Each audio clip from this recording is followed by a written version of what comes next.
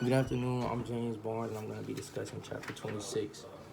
The subject of the lack of diversity in newsrooms has been a hot topic for journalists and news managers for some time. News managers seldom hire people without a college degree, and comparatively few minors earn a college education. Journalists often find themselves reporting the stories of people who have different education, experience, and value than their own. Yet the purpose of reporting is to uncover the information that the public wants to know and needs to know. So here's the situation. Gillette did not particularly want to take news writing and editing, but it was a required course for her creative nonfiction major. After the quarter ended, she wanted to continue honing the new storytelling skills she learned.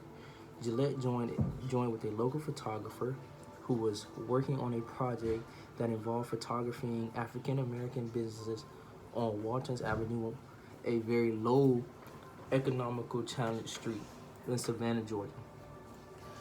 The goal of the project was to produce a multimedia installation for a group exhibition at a Savannah gallery. Her first interview assignment, she interviewed a 23-year-old, talked about how most of the people his age grew up without fathers. The barbershop became a place where boys could go for male guidance. So basically, Gillette, she's very excited about being a news reporter, and she got with this African American guy, they was doing interviews, taking pictures and photos, for the Savannah Gallery. So she interviewed this 23-year-old guy, and he was just explaining how, how he grew up without a father, and how the barbershop is a place for them to get male guidance. So it was a great interview, but she felt out of place. Not only were she and the photographer the only white people in the barbershop, but they were the only women. The person that she was with was a woman. Gillette came to Savannah, Georgia, Alabama, a city that is 84% white. Savannah is 55% African American, 38% white. I felt uncomfortable almost immediately, she said. I was very aware of our differences.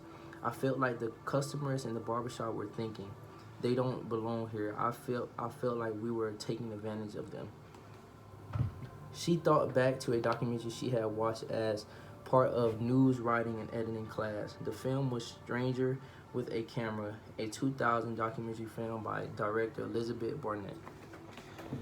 So here's where it gets challenging. So some background in the documentary, Barnett wrestled with the objection of the residents of Eastern Kentucky located in America's so-called poverty belt. It was something the residents struggled with as well, as evidenced by the mixed reaction to landowner Herbert shooting filmmaker Hugh O'Connor. So the response to all this was, Gillette considered carefully her feelings regarding the photographer's project. She sought counsels from her news writing and editing professional who noted that Gillette's awareness of differences was in itself a positive step forward, making sure she was representing her subjects appropriately and with respect. It sounds like your project is simply revealing what you heard and saw. It isn't like you were uncovering or trying to do some kind of expose, her professor said. So it was very ethical for her to really do this project, because not only did it help her, but she took a step forward, like I said, by making sure she was representing her subjects apparently and with respect. So she went by this respectfully, and she went by this with precaution. So I feel like it was very ethical for her to do this. And this is basically what chapter 26 is about. Just a woman who, she half white, half black, goes into a low economic community in Savannah, Georgia, and just, find out different things, interview this guy, who informs her about, how it is to grow without father. So just really getting information on this low ethical city to go into the gallery. So thank you. And have a nice day.